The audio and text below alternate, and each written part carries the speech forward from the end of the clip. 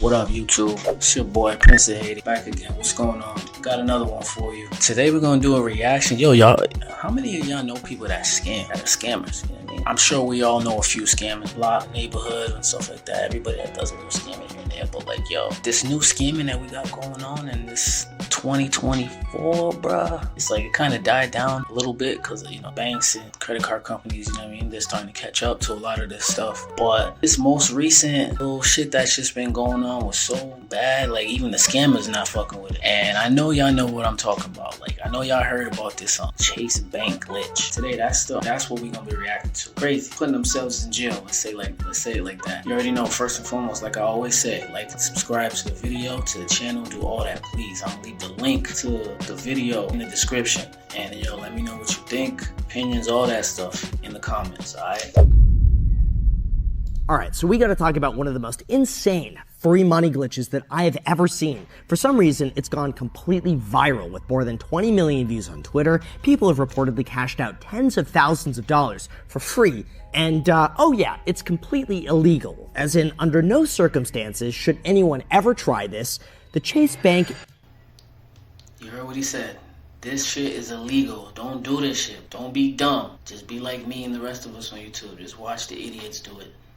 Infinite money glitch. Over the last few days, this trend has made its way around Twitter and TikTok, which resulted in dozens of news outlets, and even the bank itself covering this as a literal warning of what could happen once this exploit is fixed. And believe me when I say this, unfortunately, there is no such thing as free money, especially when you are dealing with the biggest bank in the United States. So if you're curious why this is such a bad idea, how this was allowed to happen, you heard what he said, the biggest bank in the United States. It's made its way around Twitter and TikTok, which resulted in dozens of news outlets, and even the bank itself covering this as a literal warning of what could happen once this exploit is fixed. And believe me when I say this, unfortunately, there is no such thing as free money, especially when you are dealing with the biggest bank in United States, dog. Come on, man. You gotta be smarter than that, people.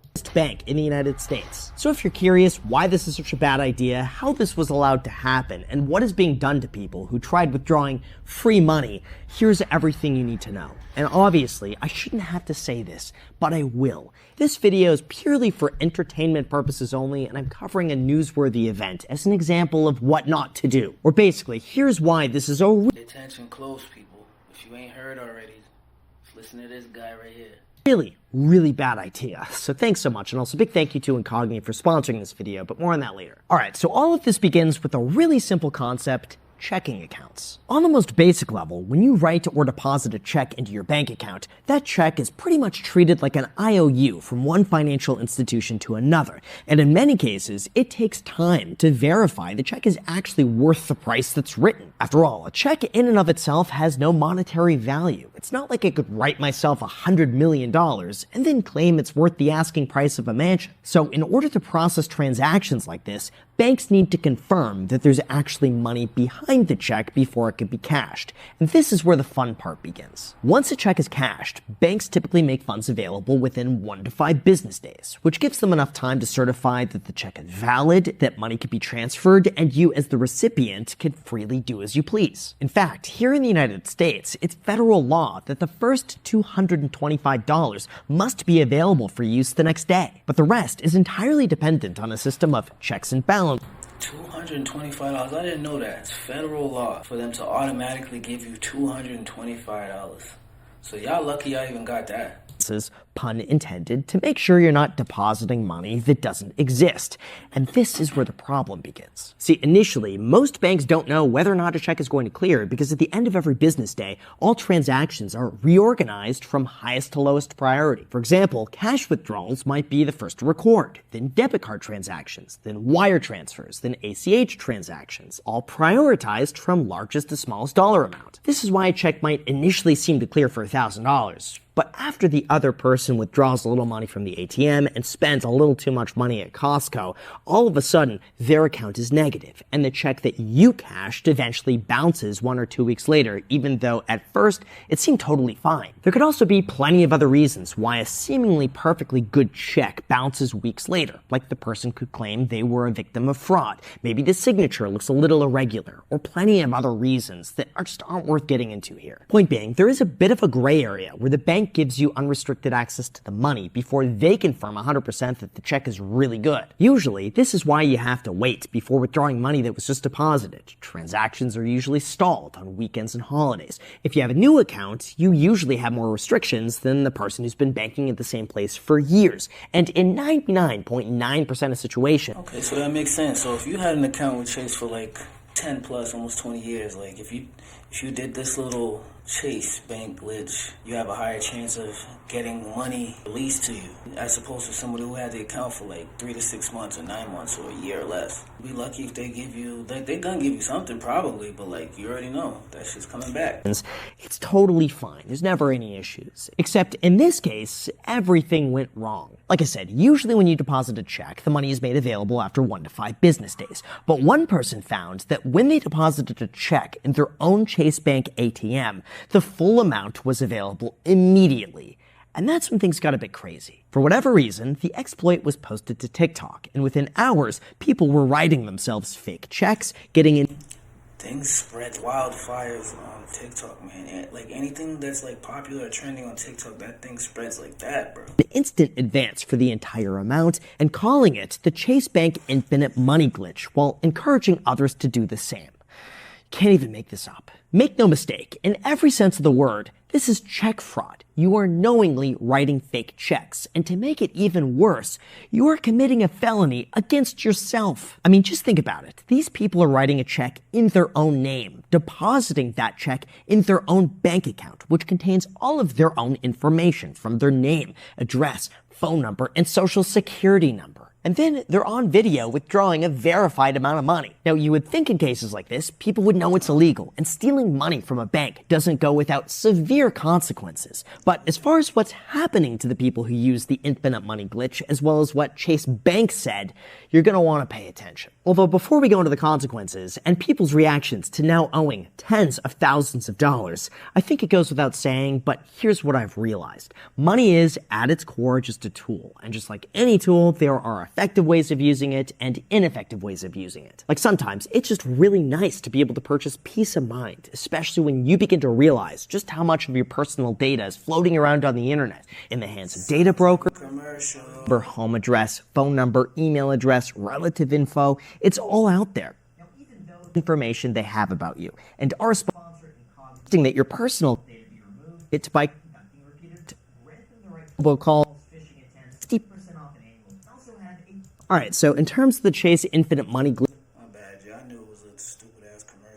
aftermath, just like you'd expect, once the glitch was patched, TikTok users started posting about enormous sums of money that are now owed back to the bank with massive negative account balances. Because in no way would this ever be a situation where ChaseBank just lets people keep extra money. I mean, let's just break this down. If you're convicted of wire fraud, you could spend up to 20 years in federal prison and owe a penalty of up to $250,000. But if you commit wire fraud against a financial institution, like a bank, you could be in prison for up to 30 years and owe as much as $1 million in fines. God damn. Oh my God. It's not worth it. Of course, in response to all of this, ChaseBank recently made a statement that we are aware of the incident and it has been addressed. Regardless of what you see online, depositing a fraudulent check and withdrawing funds from your account is fraud. Plain and simple. Since then, Chase has fixed the bug and is reportedly combing through the system to retrieve their money. Some people who took advantage of this now coming for that money say that their accounts are locked, pending transactions are shown as deductions, and negative account balances are shown. But as far as how other infinite money glitches have played out in the past, so far the results have always been really, really bad for the customer. Like, just take a look at the one that happened last year, the Cash App Infinite Money Glitch. Back then, I remember that one too. Cash App users discovered that during an update, they could add unlimited funds to their Cash App balance without those funds being pulled from their banking institution. Even though they couldn't withdraw those funds in cash, they could make payments to online retailers, so that's what they did. One user even reported spending as much as $40,000 until Cash App reconciled the account and asked for their money back. After all, according to their terms of service, after 45 days of an overdrawn account, Cash App will begin steps to retrieve the money. We might contact you or take other legal actions to collect amounts due. There's also the fake check scam that's been around forever, where someone sends you a check for a higher amount than what's owed, they ask you to send back the difference, and then after a week or two, their check bounces, the bank claws back the money you thought was available, and you've sent them an amount that you can no longer recover. I did one of those Cash App things one time, like years ago. Just needed some extra money, man. Like, it actually worked. Now I ended up getting like $900. Yeah. Then I want to say like a month later, my Cash App shit said like, I saw a notification that said, yo, your thing is negative $500. We need you to take care of this matter. I was like, damn, nah, I'm not doing none of that shit, bro. I'm not. That shit alone. I paid it off though, but banks want their money. They're gonna take it. Somebody's gonna get that money taken from them. People might even remember the Robinhood infinite money glitch that occurred in 2019. See, I don't remember this one though. Back then, one user posted on Wall Street Bets how he was able to borrow an infinite amount of money by purchasing call options, selling those call options, and then borrowing against his purchase as many times as he wanted. Essentially, he was able to turn $3,000 into a $1.7 million investment portfolio within a day, with plenty of others following his lead and doing exactly that. Now, if you thought the story ended there, think again. I actually reached out to this user on Reddit, got him on my channel, and confronted him about the consequences of what he did. And if you're curious what ended up happening to him, here you go, right from the source. To summarize, I'm officially banned from ever using Robinhood again. And then they also stated an amount of money that I have to pay. I'd rather not say how much. It's not horrible. It's not as bad as I was expecting, because at one point my account was at the very top was negative 249,000, and I have a screenshot of that. If I could go back in time, I probably would not have done this. Of course, some people tried to make the argument that I hope so. borrowing money from within an investment account isn't exactly illegal if they allow you to do it. But make no mistake, this is still significantly different than knowingly writing fake checks and trying to scam the bank out of their own money. So in terms of the realistic consequences for the ChaseBank glitch, here's my opinion. Now, I'm just guessing, but most likely ChaseBank is going to do everything at their disposal to retrieve the money that was stolen. And if the money's not returned within a certain time frame, they have the resources to file lawsuits and go after people criminally. Again, I could be wrong, but I have a feeling that Chase would want to make an example of this, that people can't take advantage of them without severe consequence. Because if they let this slide, who's to say people won't try other methods of obtaining free money? Second, this is also precisely why banks take your transaction history into account when deciding on limits. Like if you're a customer with a bank for 10 years and your average account balance is $100,000, most likely you're pretty safe depositing a $20,000 check. But if you're a brand... You hear that, bro? If your account is used to having like $5 or $10 in that shit at a time, bro, don't go to that place thinking you're gonna cash a $20,000 check and get that money right away. No, not gonna happen. New customer with $50 to your name, chances are they're going to want to hold off a little longer on that $10,000 deposit. That's why, the way I see it, this ChaseBank glitch really isn't anything new. It's just a fancy word for check fraud, which has been around for quite some time. Except in this case, the bank allowed you to withdraw money that you just deposited. Fancy word for check fraud. Before they were able to confirm the check was 100% good. Of course, now this exploit is fixed, so no, you can't do this anymore. But it is shocking to see just how quickly this information spread online, and then how many people thought they could get away with it and that a banking glitch would ever work in their favor. Because it never does. Eventually, banks are going to catch on. Accounts are going to be fully caught up. And if you owe the difference, you're going to be 100% responsible for paying it back. Oh, and also, if you couldn't tell, I'm filming this video incredibly sick, and my voice gave out quite a few times. In fact, I had to refilm this entire section because it came out blurry. So if you guys appreciate all the work I do to try to bring you up-to-date information, it would mean the world to me if you hit the like button and subscribe.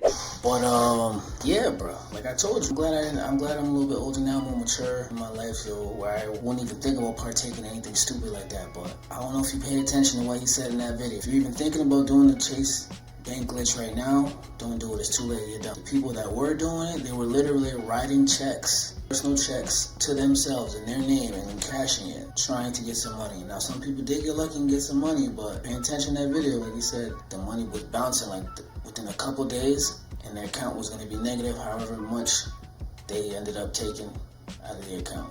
Be smart, people. Don't fuck up your future. Don't fuck up your life. Just trying to get rich quick scheme real quick. I get it, man. You know how many times it's hard. Gotta get this money, but be smart. Be smart. Like I said, I'm gonna leave the link to the video in the description. Let me know what y'all think in the comments. Let me know if you did the ChaseBank glitch, or if you know anyone that did it. I don't know anyone personally that did it, because a lot of my people that are involved in that stuff, they're seasoned, so they already told everybody that's not it. So, alright, that's it for this reaction video. Appreciate y'all. Leave a like, subscribe to the channel. You already know, Prince of Haiti.